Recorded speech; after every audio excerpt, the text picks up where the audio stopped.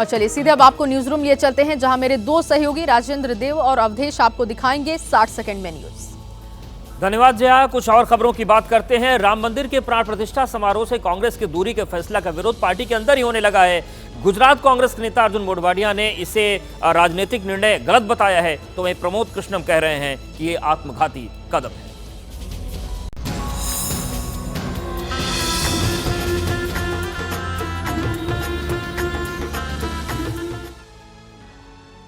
कांग्रेस आलाकमान ने क्लियर कर दिया है कि सोनिया गांधी, मल्लिकार्जुन खड़गे और अधीर रंजन चौधरी 22 जनवरी को अयोध्या में प्राण प्रतिष्ठा समारोह में नहीं जाएंगे। दलील दी गई कि चुनावी लाभ के लिए ये बीजेपी और संघ का निजी कार्यक्रम है, जिस पर सिर्फ बीजेपी ने ही कांग्रेस को नहीं घेरा, खुद कांग्रेस के अंदर भी विरोध के सुर बुलंद हो गए। गुजरात के कांग्रेस नेता अर्जुन मोढवाडिया ने एक्स पर पोस्ट किया कि श्री राम हमारे आराध्य देव हैं, ये देशवासियों की आस्था और विश्वास का विषय है। कांग्रेस को ऐसे राजनीतिक निर्णय लेने से दूर रहना चाहिए था। कांग्रेस के अंदर विरोध की आवाज सिर्फ अर्जुन मोढवाडिया ने ही नहीं, बल्कि आचार्य प्रमोद कृष्णम ने भी उठाई है। कांग्रेस हिंदू विरोधी पार्टी नहीं है। ये कुछ लोग हैं जिन्होंने इस तरह का फैसला कराने में भूमिका अदा की है। ये एक बड़ा गंभीर विषय है। आज मेरा दिल टूट गया है। चलिए कांग्रेस की ही बात को आगे बढ़ाते हैं।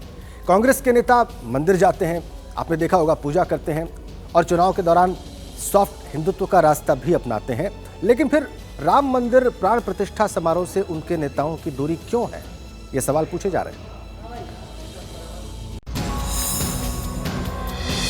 कांग्रेस का चाल, चरित्र और चेहरा कभी नहीं बदल सकता। कांग्रेस ने अगर प्राण प्रतिष्ठा की समारोह की बाइकॉट किया है तो साफ दिखता है कि हिंदुस्तान की जनता भी आने वाले समय में इनका बाइकॉट ही करने वाली है। कांग्रेस पार्टी का प्रभु राम विरोधी चेहरा राष्ट्र के सम्मुख प्रस्तुत हो चुका है। प्राण प्रतिष्ठा समारोह का न्योता ठुकराने पर संत समाज ने भी कांग्रेस को जमकर खरी खोटी सुनाई, राम विद्रोही तक करार दे दिया। ऐसे लोगों को बुलाने की कोई जरूरत नहीं है जो रामद्रोही हैं। बीजेपी का इवेंट है क्या? वहाँ बीजेपी की कोई लोग निमंत्रण देने गया था क्या? अब जिस प्रकार से इसमें राजनीतिक जामा पहना कर ये रोट उल्लू सीधा कर रहे हैं, ये अच्छी बात नहीं है। हम लोग तो स्वागत नहीं करें, हम तो जूते के माला पहनाएंगे। आज विपक्ष जो है धीरे धीरे विनाश की ओर बढ़ रहा है। इसका रीजन यही है कि ये भाजपा का विरोध करते करते राम का विरोध करने लग जाते हैं और राम का विरोध करते करते राष्ट्र के विरोध पर उतर जाते हैं। राम मंदिर आंदोलन का नेतृत्व करने वाले बीजेपी के वरिष्ठ नेता लाल कृष्ण आडवाणी और डॉक्टर मुरली मनोहर जोशी 22 तारीख को अयोध्या में राम मंदिर प्राण प्रतिष्ठा समारोह में शामिल होंगे।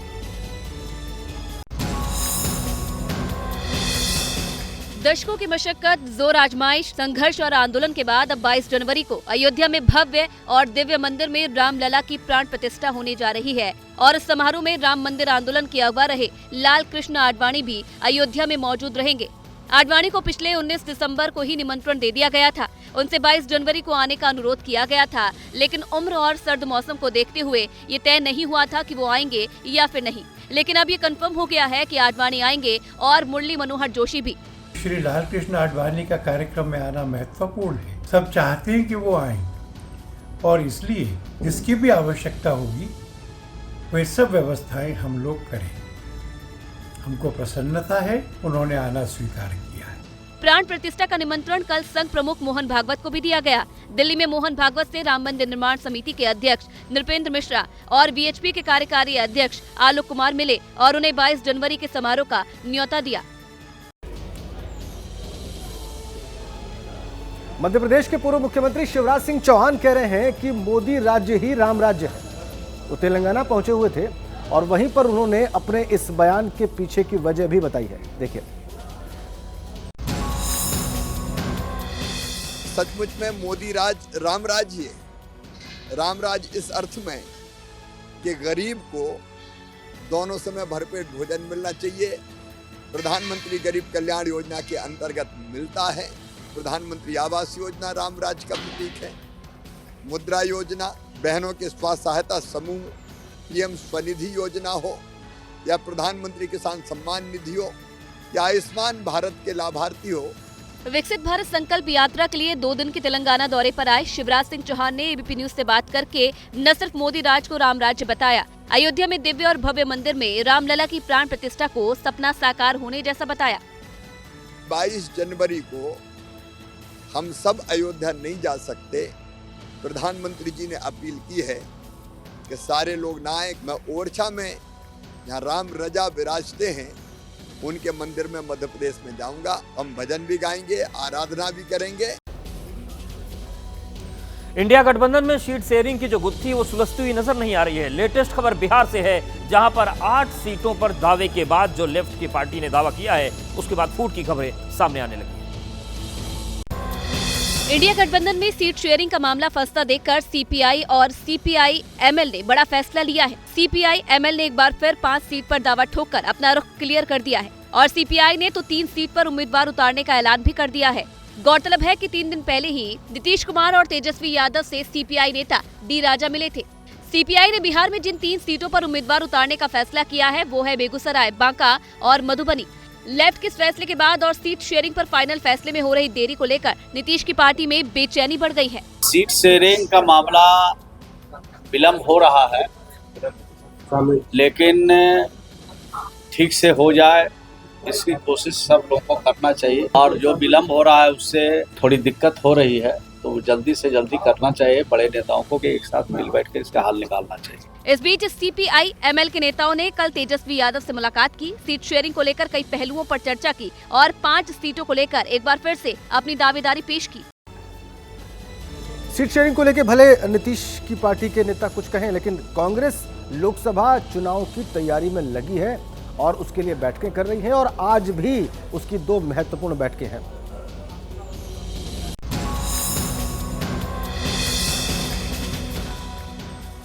इंडिया गठबंधन में सीट बंटवारे का पेच अभी सुलझा नहीं है और उस रस्साकसी के बीच आज कांग्रेस एक बड़ी मीटिंग कर रही है। आज सुबह 11 बजे दिल्ली में कांग्रेस मुख्यालय में उन 539 लोकसभा सीटों के लिए नियुक्त हुए संयोजकों के साथ मंथन किया जाएगा, जिनका ऐलान चंद दिन पहले ही हुआ। संयोजकों का जिम्मा है अपने क्षेत्र का सियासी आकलन करना और सहयोगी दलों से सीट शेयरिंग को लेकर फीडबैक देना।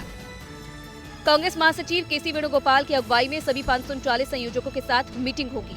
We are calling a parliament coordinators here in AICC to give them clear direction about 2024 election. They are going to start their preparation program. Wherever India alliance is there, we will work for the alliance. No doubt about it. We will work for the alliance. इसके अलावा कांग्रेस की आज दूसरी अहम बैठक होगी manifesto committee की, जो लोकसभा चुनाव के लिए मैनिफेस्टो का मसौदा तैयार करने में जुटी है। कमेटी की पहली बैठक 4 जनवरी को हुई थी। आज कमेटी की ये दूसरी बैठक है, जो कि पी चिदम्बरम की अगुवाई में शाम 7 बजे वर्चुअली होगी। और लोकसभा चुनाव को लेकर बड़ी खबर आ रही है लखनऊ से। लखनऊ में बीजेपी की आज बड़ी बैठक होने जा रही है, जिसमें पार्टी के सभी बड़े नेता शामिल होंगे। तो काफी महत्वपूर्ण बैठक है ये और इस बैठक में बीजेपी के तमाम बड़े नेता मौजूद होंगे। सुबह 11 बजे लखनऊ में बीजेपी की ये अहम बैठक बुलाई गई है और इसमें लोकसभा चुनाव की तैयारियों को लेकर कई अहम निर्णय होंगे। बैठक में विनोद तावड़े मौजूद रहेंगे, मुख्यमंत्री योगी आदित्यनाथ होंगे, दोनों डिप्टी सीएम होंगे और बीजेपी के सभी बड़े नेता इस बैठक में मौजूद रहेंगे।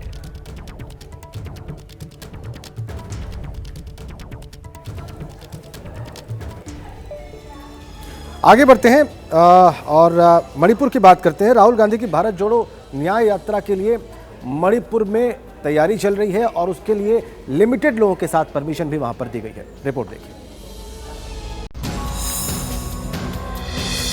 राहुल गांधी 14 जनवरी को भारत जोड़ो न्याय यात्रा की शुरुआत मणिपुर से कर पाएंगे या नहीं, बुधवार दोपहर तक इस पर सस्पेंस था, क्योंकि संवेदनशील हालात का हवाला देते हुए प्रशासन ने अनुमति नहीं दी थी। लेकिन शाम होते होते सशर्त इजाजत मिल गई। भारत जोड़ो न्याय यात्रा 14 तारीख को इम्फाल से ही शुरू होगा। अनुमति के आवेदन के 8 दिन बाद मणिपुर सरकार की तरफ से मंजूरी दे दी गई, लेकिन सीमित संख्या में लोगों की शर्त के साथ। But one thing you have to understand, the Chief Minister himself participated public meeting in Manipur. Whether the Chief Minister can participate in the public meeting in Manipur, why not us? Rahul Gandhi के नेतृत्व में मणिपुर से शुरू होकर भारत जोड़ो न्याय यात्रा में 6,713 किलोमीटर का सफर बस और पैदल मार्ग से तय किया जाएगा। 66 दिन में देश के 110 जिलों 100 लोकसभा सीट और 337 विधानसभा क्षेत्रों से होकर 20 मार्च को मुंबई में इसका समापन होगा। और चलिए अब देखते हैं आज का स्पेशल सेगमेंट और सीधे चलते हैं मेरे सहयोगी अवधेश के पास। धन्यवाद जया। बात करते हैं अयोध्या की। 22 जनवरी को प्राण प्रतिष्ठा समारोह को लेकर पुरजोर तैयारियां चल रही हैं। भव्यता में कोई कमी न रहे, इसको लेकर भी दिन रात काम हो रहा है। और इन सब के बीच बीजेपी ने अपना अयोध्या दर्शन प्लान फाइनल कर लिया है। इसके मुताबिक देश भर से राम भक्तों को अयोध्या लाया जाएगा, रामलला के दर्शन करवाए जाएंगे और बीजेपी ने अयोध्या दर्शन प्लान को सफल बनाने के लिए, जमीन पर उतारने के लिए 7 नेताओं की एक कमेटी भी बना दी है। सदियों के संघर्ष, पीढ़ियों के धैर्य, पुरखों की तपस्या और करोड़ों सनातनियों के आस्था का प्रकाश स्तंभ है अयोध्या का राम मंदिर।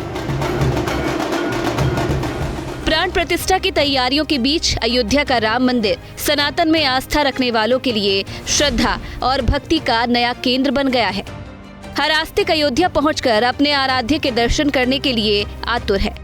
करोड़ों लोगों को तमन्ना है कि जैसे ही रामलला मंदिर में विराजमान हो, बस उनके दर्शन हो जाए।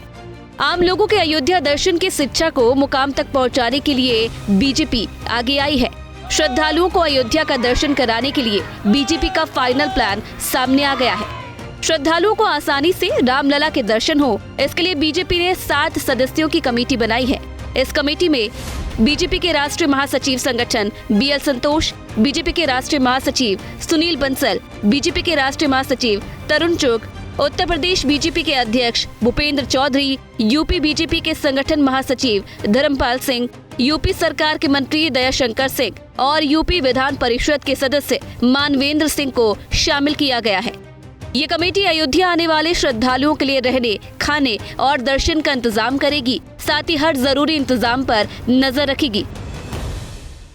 दिशा निर्देश दे दिए गए हैं, जो आएंगे उनको श्रद्धालु, जो भी राम भक्त श्रद्धालु आएंगे, हम सब लोग मिलकर उत्तर प्रदेशी वासी और अयोध्या के लोग उनके ट्रेन से उतरने से वापस ट्रेन में बैठने तक सारी व्यवस्था हम लोग संख्या की उम्मीद कर रहे हैं आप पर डे 22 तारीख के बाद? नहीं, ये अपेक्षा हम नहीं कर सकते, लेकिन बड़ी संख्या में लाखों श्रद्धालु आएंगे।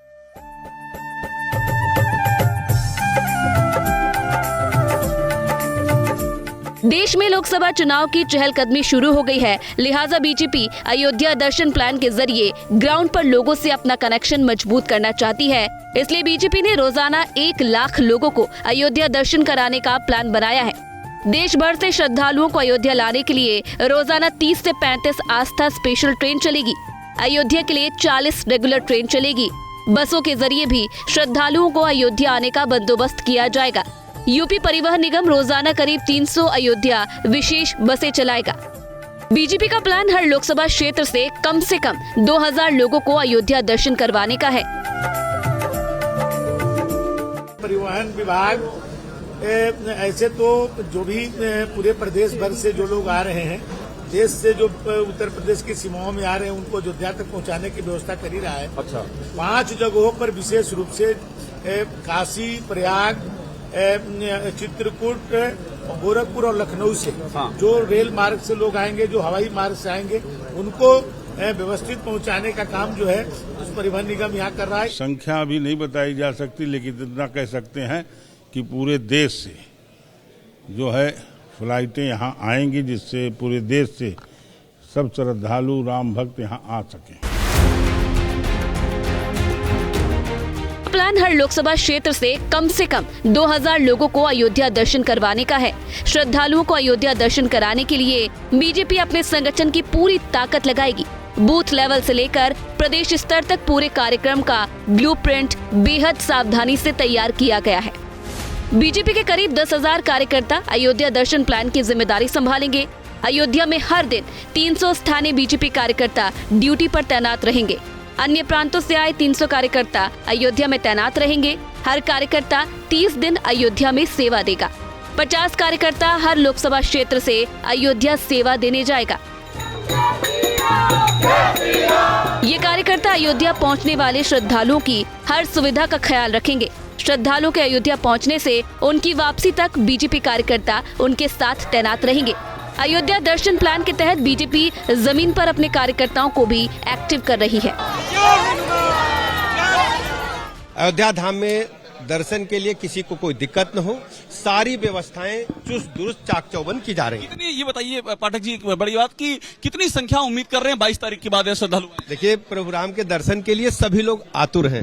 रामलला के दर्शन के लिए इतनी बड़ी संख्या में लोगों के आने की यहाँ सूचनाएं प्राप्त हो रही हैं, तो हम सब उसकी तैयारी। क्या सुविधाएं पाठक जी आप लोगों की ओर से दी जाएंगी श्रद्धालुओं को जो देश भर से आएंगे? उनके रहने के लिए, उनके भोजन के लिए, उनको स्नान के लिए, सुरक्षा की, पीने के पानी की, सब कुछ सारे इंतजाम सुनिश्चित किए जाए।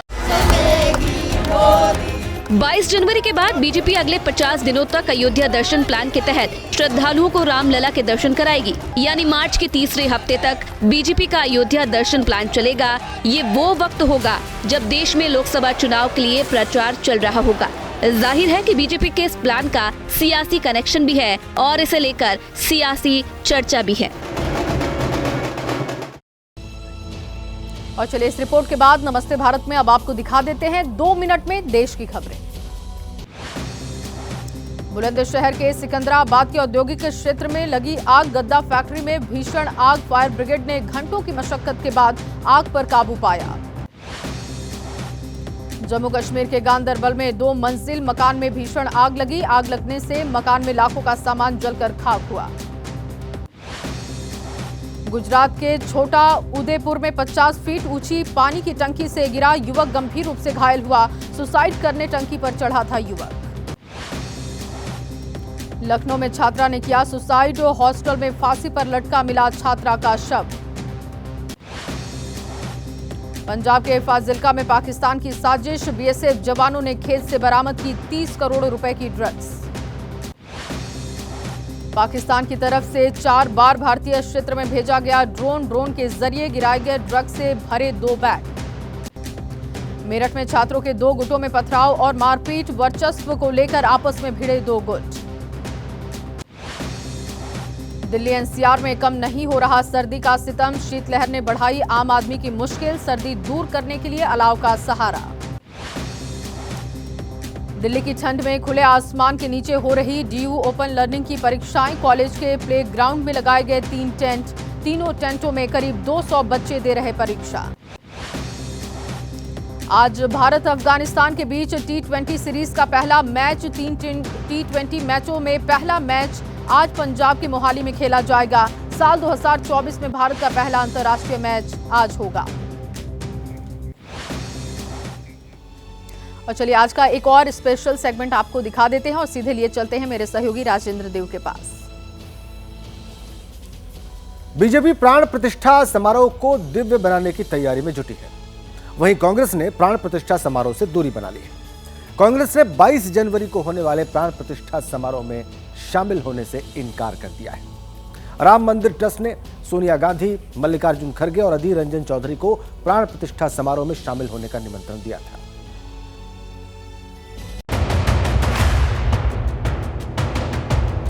राम मंदिर को भाजपा का समझ लेना दुर्भाग्यपूर्ण है। आज मेरा दिल टूट गया।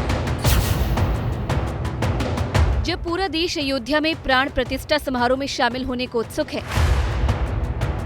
जब करोड़ों लोग अपने आराध्य के प्राण प्रतिष्ठा के उत्सव को भव्य बनाने की तैयारी में जुटे हैं, तब कांग्रेस ने प्राण प्रतिष्ठा समारोह का निमंत्रण अस्वीकार कर दिया। बीजेपी कौन होती है? बीजेपी कौन सी ठेकेदारी दिखाना चाहती है? ये आस्था का विषय है। लोगों की आस्था को राजनीतिक बनाना, ये बीजेपी की सबसे घटिया राजनीति है। 22 जनवरी को अयोध्या में होने वाले भव्य प्राण प्रतिष्ठा समारोह में शामिल होने के लिए देश की सबसे पुरानी पार्टी के 3 नेताओं को निमंत्रण मिला था। राम मंदिर ट्रस्ट की तरफ से सोनिया गांधी, मल्लिकार्जुन खड़गे और अधीर रंजन चौधरी को प्राण प्रतिष्ठा समारोह में शामिल होने के लिए आमंत्रित किया गया था, लेकिन कांग्रेस ने सनातन के इस आयोजन से दूरी बना ली। कांग्रेस ने कहा कि बीजेपी आरएसएस ने राम मंदिर को सियासी प्रोजेक्ट बनाया। मंदिर का निर्माण कार्य अभी अधूरा है। चुनावी फायदे के लिए मंदिर का उद्घाटन किया जा रहा है। कांग्रेस आरोप लगा रही है कि बीजेपी और आरएसएस राम मंदिर के जरिए लोगों को बांटने का काम कर रहे हैं। पहले धर्म के नाम पर बांटा हिंदू मुसलमानों को, अब भगवान राम को बांटने की कोशिश कर रहे हैं। फूट डालो, राज करो, ब्रिटिश हुकूमत की जो पॉलिसी थी वो आज भाजपा, संघ और विश्व हिंदू परिषद चला रही है। धर्म का उपयोग राजनीति में नहीं होना चाहिए। भगवान राम हम सबके हैं, हमारे आस्था का प्रश्न है। राजनीति में विचारों की लड़ाई होती है। देश के मोड़ के खिलाफ कांग्रेस नेताओं ने प्राण प्रतिष्ठा समारोह में नहीं जाने का फैसला तो कर लिया, लेकिन कांग्रेस दिग्गजों के इस फैसले का पार्टी के अंदर ही विरोध शुरू हो गया। गुजरात कांग्रेस के दिग्गज अर्जुन मोढवाडिया ने एक्स पर अपने दिल की बात लिख दी। कह दिया कि श्री राम आराध्य हैं, ये आस्था और विश्वास का विषय है और पार्टी को ऐसे फैसले से दूर रहना चाहिए था। प्रमोद कृष्णम जैसे नेताओं ने तो पार्टी के इस फैसले को दुर्भाग्यपूर्ण करार दिया। राम मंदिर को भाजपा का समझ लेना दुर्भाग्यपूर्ण है। राम मंदिर को बीजेपी का मानना दुर्भाग्यपूर्ण है। राम मंदिर को आरएसएस, विश्व हिंदू परिषद, बजरंग दल का मान लेना ये दुर्भाग्यपूर्ण है। आज मेरा दिल टूट गया है। सवाल ये है कि आखिर जिस फैसले को लेकर कांग्रेस में भी विरोध हो रहा है, राहुल और प्रियंका जैसे नेता खुद मंदिर में जाते हैं, पूजा अर्चना करते हैं, कमलनाथ जैसे नेता खुद को बुलंद सुर में हिंदू बताते हैं, तब आखिर कांग्रेस ने देश के मूड के खिलाफ प्राण प्रतिष्ठा समारोह से दूर रहने का फैसला क्यों किया? इसके पीछे सियासत है। दरअसल इंडिया गठबंधन में शामिल कई पार्टियां प्राण प्रतिष्ठा समारोह में जाने का विरोध कर रही थी। कांग्रेस क्लियर कट स्टैंड लेकर अल्पसंख्यक वोटर्स को संदेश देना चाहती है। सॉफ्ट हिंदुत्व से कांग्रेस को मध्य प्रदेश और छत्तीसगढ़ में कोई फायदा नहीं हुआ। हिंदुत्व के मुद्दे पर कांग्रेस अक्सर बीजेपी के निशाने पर रहती है, इसलिए कांग्रेस शायद प्राण प्रतिष्ठा समारोह से दूरी बनाकर क्लियर स्टैंड लेना चाहती है, लेकिन सवाल तो अब भी उठ रहे हैं। कांग्रेस पार्टी का प्रभु राम विरोधी चेहरा राष्ट्र के सम्मुख प्रस्तुत हो चुका है। प्राण प्रतिष्ठा के पुण्य आमंत्रण को ठुकराना उनकी सनातन विरोधी सोच को दर्शाता है। ये वही कांग्रेस है जिसने भगवान राम को काल्पनिक बताया था, हिंदू आतंकवाद की बात कही। आज कांग्रेस ने अगर प्राण प्रतिष्ठा की समारोह की बाइकॉट किया है तो साफ दिखता है कि हिंदुस्तान की जनता भी आने वाले समय में इनका बाइकॉट ही करने वाली है। जो वो कह रहे हैं उनको कहने दो यार, सीरियसली क्यों लेते हो उनके पास? वो खुद पछताएंगे अगर नहीं जाएंगे, छोड़ो। प्राण प्रतिष्ठा का निमंत्रण ठुकराने पर कांग्रेस से सवाल सिर्फ सियासी चेहरे नहीं पूछ रहे। सवाल ये है कि जब कांग्रेस श्री राम को सबका आराध्य बताती है, कांग्रेस नेता मंदिर निर्माण में चंदा देने की बात करते हैं, तो आखिर प्राण प्रतिष्ठा से दूरी क्यों? ये सवाल संत भी पूछ रहे हैं। जिस प्रभु के कार्यक्रम में आना है उनको पहले नकारे हैं कि वहाँ भगवान का कोई अस्तित्व नहीं है। अब ऐसी स्थिति में आएंगे तो लोग पूछेंगे, इसलिए उनको और शर्मिंदा होना पड़ेगा। तो शर्मिंदा न हो इसीलिए पहले कह दिया और आरोप लगा दिया कि वो राजनीति के कारण, सत्ता के लिए कारण यह अनुष्ठान कर रहे हैं। ट्रस्ट के लोगों से निवेदन किया था, ऐसे लोगों को बुलाने की कोई जरूरत नहीं है जो रामद्रोही हैं। क्या बीजेपी का भगवान राम है क्या? संघ के भगवान राम है क्या? भविष्य में कभी ये लोग आना चाहें राम मंदिर दर्शन करने तो आप स्वागत करेंगे उनका? नहीं, हम लोग तो स्वागत नहीं करें, हम तो जूते के माला पहनाएंगे, स्वागत नहीं कर सकते। भाजपा का विरोध करते करते राम का विरोध करने लग जाते हैं और राम का विरोध करते करते राष्ट्र के विरोध पर उतर जाते हैं। आज यही कारण है कि कांग्रेस अंतिम सांस ले रही है। कांग्रेस मुक्त भारत होने जा रहा है। बाबरी पक्षकार रहे वो अभी इसमें जो है सम्मिलित हो रहे हैं। असली जो टोपी वाले थे वो भी राम को अपना पूर्वज मानते हैं, लेकिन नकली टोपी वाले नफरत फैला रहे हैं। कांग्रेस ने प्राण प्रतिष्ठा समारोह का निमंत्रण ठुकराकर अपना स्टैंड क्लियर कर दिया है। अब कांग्रेस को उन सवालों का जवाब देना होगा। कांग्रेस को बताना होगा कि आखिर क्यों उसने रामलला के अनुष्ठान से दूरी बना ली है। और चलिए इस वक्त की बड़ी खबर आपको बता दें। बड़ी खबर जो मिल रही है वो अयोध्या से है, क्योंकि अयोध्या में देखिए इस वक्त भव्य कार्यक्रम हो रहा है। लेकिन इस बीच बड़ा अपडेट क्या है, बड़ी जानकारी आपको बताएं। अयोध्या स्थित निर्माणाधीन राम मंदिर में सोने के दरवाजे लगाए जाने का काम जोरों पर दिखाई दे रहा है और अब तक 4 दरवाजे लगा दिए गए हैं। जो बड़ा अपडेट, बड़ी जानकारी मिल रही है कि अब तक 4 दरवाजे लगा दिए गए हैं। राम मंदिर में अब तक 4 दरवाजे लगे, दरवाजों पर सोने की परत चढ़ी हुई है। और आपको बताएं जो जानकारी है कि 44 दरवाजे लगाए जाएंगे पूरे राम मंदिर में, उसमें 4 दरवाजों का काम पूरा हो चुका है। इन दरवाजों पर सोने की परत चढ़ी हुई है। एक्सक्लूसिव तस्वीरें एबीपी न्यूज पर इस वक्त आप देख पा रहे हैं। देखिए जो काम है वो जोरों पर चल रहा है। इससे पहले एक जो कपाट है, एक जो द्वार है, उसकी तस्वीर देखने को मिली थी, लेकिन अब देखिए बताया जा रहा है, जो जानकारी मिल रही है कि 4 ऐसे दरवाजे जो बनकर तैयार हो चुके हैं। दरवाजों पर सोने की परत चढ़ी हुई है और इस पर नक्काशी आप देख सकते हैं।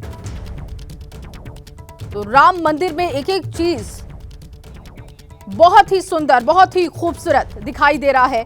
मनोज्ञा मेरी सहयोगी जुड़ चुकी है। मनोज्ञा, बहुत ही जोरों पर काम चल रहा है और जो जानकारी है कि 4 दरवाजे अब तक फाइनल हो चुके हैं। जी बिल्कुल, ये 4 दरवाजे सोने लगे हुए स्वर्ण जड़ित दरवाजे अब लग चुके हैं और मंदिर में पेच कसने का काम इन दरवाजों में खासतौर से, क्योंकि एक एक दरवाजा करीब 500 से 1000 किलो का है और एक पल्ला लगाने में बहुत मेहनत लगती है। इनमें साइड में आपको पेच नहीं दिखेंगे, ये लैचेस नहीं दिखेंगे, सिर्फ ऊपर और नीचे 2 जगह से ये पूरा वजन रखा हुआ और ये वजन ठहराव लेते हुए इन दरवाजों को लगाया जा रहा है। सागौन की लकड़ी की ये दरवाजे हैं जो 1000 किलो के तो है ही, लेकिन 2000 वर्ष तक चलेंगे। बहुत शुक्रिया मनोज्ञा तमाम जानकारी के लिए।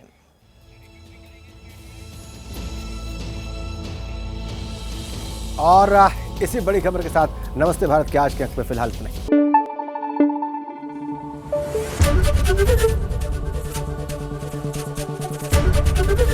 एबीपी न्यूज आपको रखे आगे।